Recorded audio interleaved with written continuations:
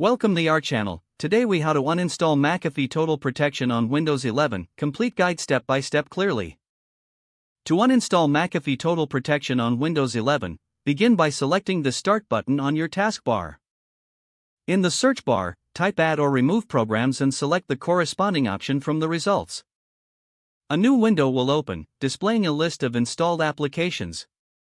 Scroll through this list to find McAfee Total Protection. Once you locate it, click on the application to reveal additional options. Select the Uninstall button, which should appear beneath the program name.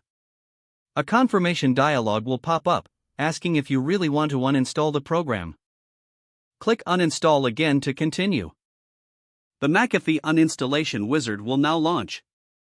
Follow the on-screen instructions provided by the wizard.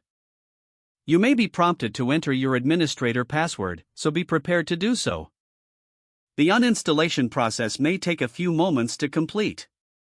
Once it finishes, you will receive a notification confirming that McAfee Total Protection has been successfully uninstalled.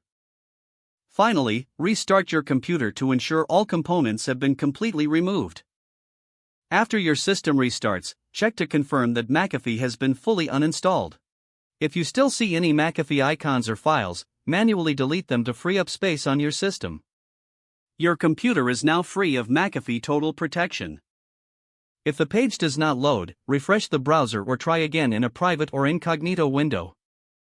Make sure you are using the correct email address, then retype it carefully to avoid small typos. If your password is not accepted, use the reset option and create a new strong password you can remember. Check your spam folder for verification or security emails, then complete any requested confirmation steps. Enable two-factor authentication if available to improve account security and reduce unauthorized access risk.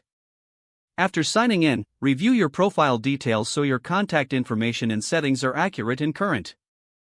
If you see an error message, note it down and try again after restarting your device and internet connection. Log out when you finish, especially on shared devices, to keep your account and payment information secure. If the page does not load, refresh the browser or try again in a private or incognito window. Make sure you are using the correct email address, then retype it carefully to avoid small typos. If your password is not accepted, use the reset option and create a new strong password you can remember.